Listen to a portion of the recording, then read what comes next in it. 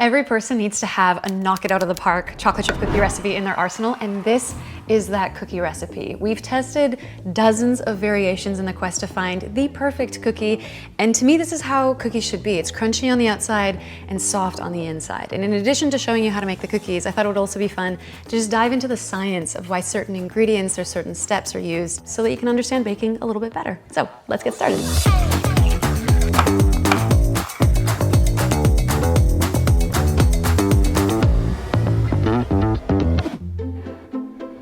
Now, a good cookie recipe uses butter. We've got some unsalted vegan butter here, but we're gonna level this up by browning it.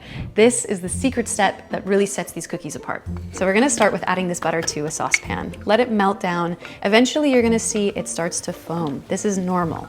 We're just gonna keep cooking it until the butter turns brown. So you're gonna know it's done when you see these grainy solids at the bottom of the pan. The butter's gonna be a bit brown, clear, and it's gonna have this nutty aroma. So for now, we're gonna set this to the side. We don't wanna add it in too soon because it's gonna melt the chocolate. Now for a quick comparison, we tried this recipe with coconut oil and another one with just regular butter that isn't browned. Now visually they look similar, but on the tongue, the one made with coconut oil is kind of greasy and it lacks flavor.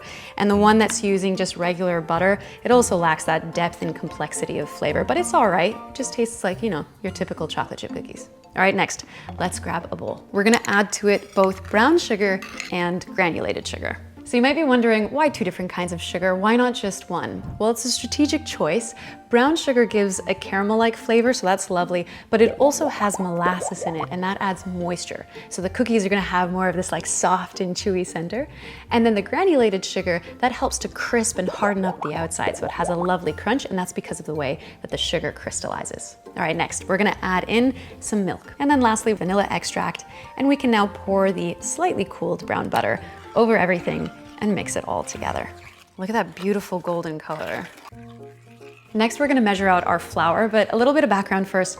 I grew up in Canada, and I feel like in North America in general, we're taught to bake with cups and tablespoon measures, and it wasn't until I moved to Europe that I learned everyone here weighs their ingredients using a kitchen scale. So first, for my North American friends, if you're gonna be using cup measurements, just be careful not to scoop the flour directly with your measuring cup.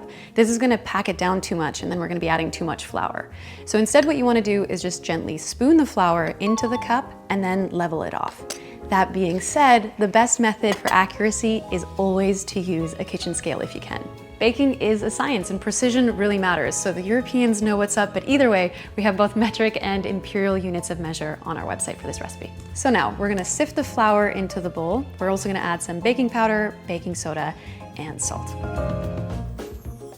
We're gonna stir these dry ingredients into the wet until it's partly combined, but not completely.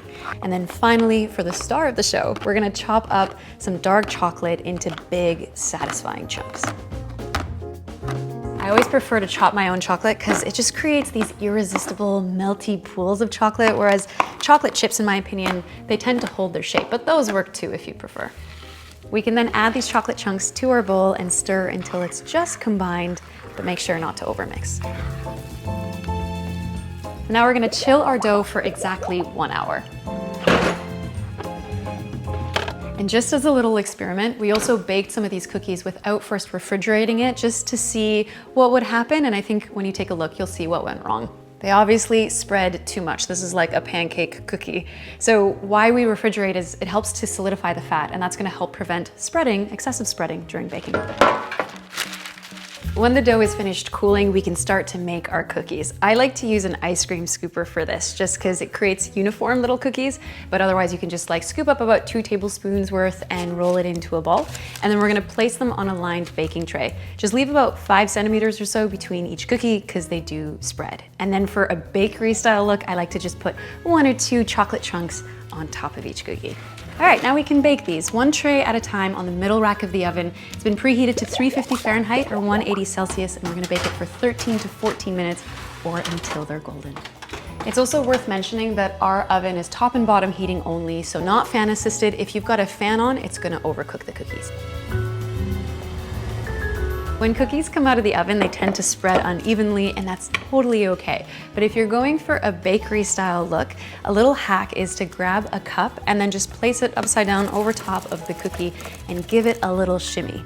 It's gonna shape the cookies into perfect circles that are all uniform in size. Pretty cool, right? And while the chocolate is still melted, I also like to sprinkle a little bit of flaky sea salt on top just to help boost that chocolate flavor. And now we're gonna let the cookies cool on the tray for a few minutes before we move them over to a wire rack to finish cooling.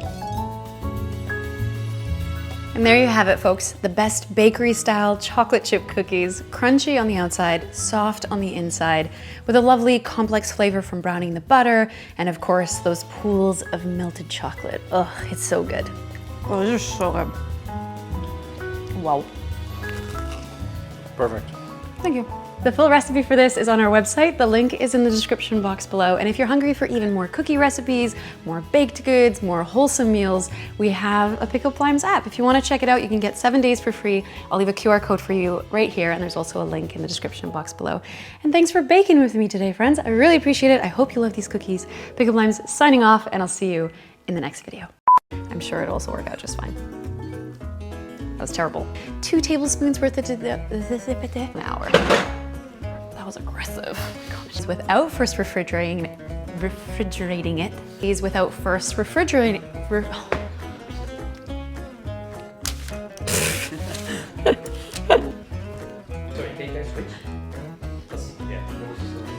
Also, Alex knows my good side. Is that your good side? Yeah.